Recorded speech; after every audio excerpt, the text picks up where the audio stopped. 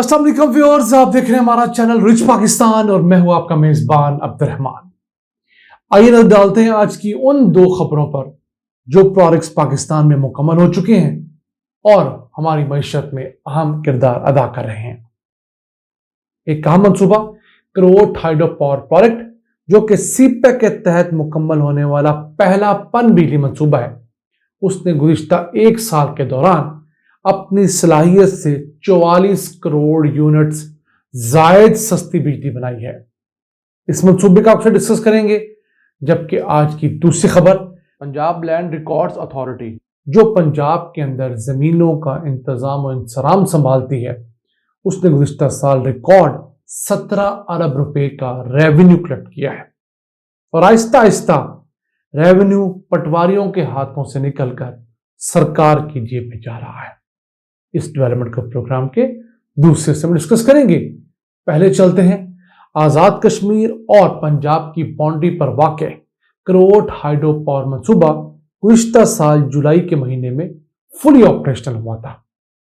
इसने अपने ऑपरेशन के एक साल के दौरान 3 अरब 20 करोड़ यूनिट्स बिजली बनानी थी, लेकिन बनाई 3 अरब 64 करोड़ यूनिट्स, यानी एक साल में 44 करोड़ यूनिट्स इजाफी बिजली बनाई है, जो कि पाकिस्तान के नेशनल सिस्टम के लिए एक अच्छी खबर है। याद रहे, एक दफा नीलम झेलम हाइड्रो प्रोजेक्ट ने भी 969 मेगावाट की सलाहियत की बजाय 1000 मेगावाट बिजली बनाई थी। तो इन प्रोजेक्ट्स में थोड़ी सी गुंजाइश होती है कि अपनी सलाहियत से ज्यादा बिजली बना सकते हैं अगर वाफर पानी आ जाए। पर आवर इसकी कैपेसिटी 720 मेगावाट है, लेकिन सालाना कैपेसिटी जो है वो 3 अरब 20 करोड़ यूनिट्स थी। 50 लाख घरों की जरूरत सिर्फ ये एक मंसूबा मुकम्मल कर सकता है, जो कि सीपेक के अंडर पाकिस्तान में मुकम्मल होने वाला पहला पन बिजली मंसूबा है। ये 30 साल तक वही कंपनी चलाएगी जिसने इसको बनाया है। हुकूमत पे इसका कोई कर्ज नहीं है। ये 2 अरब डॉलर्स की लागत से चाइना की 3 गॉर्जियस कंपनी ने, उसकी सब्सिडरी ने बनाया है। तो 30 साल बाद जुलाई 2052 के अंदर यह मंसूबा वापडा को सिर्फ 1 रुपए के टोकन मनी के ऊपर हवाले कर दिया जाएगा।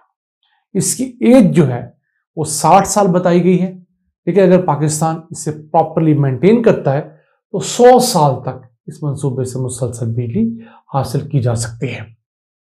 ये वो मंसूबा है जिसको हम गाए बगाए अपनी वीडियोस में आपसे डिस्कस करते रहे। तो आज बताने का मकसद हमारे उन नाजरीन के लिए जरूरी है जो अक्सर पूछते हैं कि आप मंसूबे शुरू करने के तो बता देते हैं, उनके मुकम्मल होने का काम बताते हैं।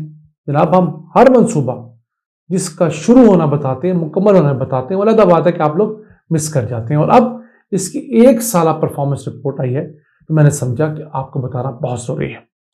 इस मंसूबे से बिजली का 1 यूनिट 22 पैसे में प्रोड्यूस हो रहा है।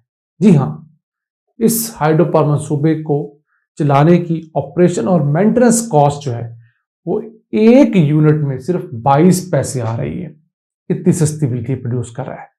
लेकिन इस मंसूबे पे चूंकि कर्ज बहुत ज्यादा है उस कंपनी के ऊपर जिसने इसको बनाया है, और उसने उस कर्ज के एवज हुकूमत पाकिस्तान से एक मुनाफा लेना है जो तकरीबन 20 से 22 रुपए फी यूनिट बनता है। तो वो कंपनी लेगी।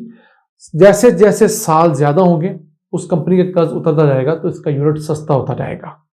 अगर डॉलर्स में बताएं तो एवरेज कॉस्ट इसकी 30 सालों के दौरान 7 सेंट फी यूनिट है, यानी शुरू में ये 9 सेंट पैदा कर रहा है। इस वक्त आहिस्ता आहिस्ता ये 8 सेंट पे जाएगा, फिर 4 सेंट पे जाकर ये क्लोज होगा। इन प्रोडक्ट्स की शुरू में कॉस्ट ज्यादा होती है, पन बिजली मंसूबों की, न्यूक्लियर बिजली मंसूबों की, लेकिन ये आगे जाके सस्ते हो जाते हैं क्योंकि इनकी ऑपरेशनल कॉस्ट ना होने के बराबर होती है। और एक और आज चीज, इन मंसूबों के लिए आपको फ्यूल इंपोर्ट नहीं करना पड़ता। आपने किराया तो अदा करना ही है, वो कोयले के पावर प्लांट का भी हो, वो हाइडल का भी हो। कोयले के लिए आपको कोयला इंपोर्ट करना पड़ता है, इसके लिए आपको कोई चीज इंपोर्ट नहीं करनी पड़ती। आपके डॉलर वहां बचते हैं, हाँ, आपको मुनाफा देना पड़ता है। इस मंसूबे का एक फायदा 2 तहसीलों को भी हुआ है, पंजाब की तहसील कहूटा और कोटली तहसील आजाद कश्मीर।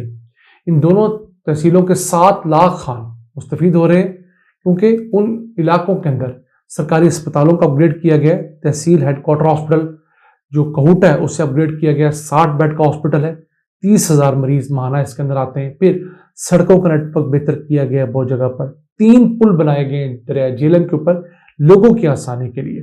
फिर बहुत सारे स्कूल्स, पॉलीटेक्निकल कॉलेज, पार्क्स, मसाजिद अपग्रेड की गई हैं, जिसकी वजह से वहां पर लोगों को जिंदगी में बेहतरी नजर आ रही है। फिर इस मंसूबे कंस्ट्रक्शन के दरमियान 4,000 मुलाजमतें पैदा हुई, जिनमें से 85% लोकल लोग थे।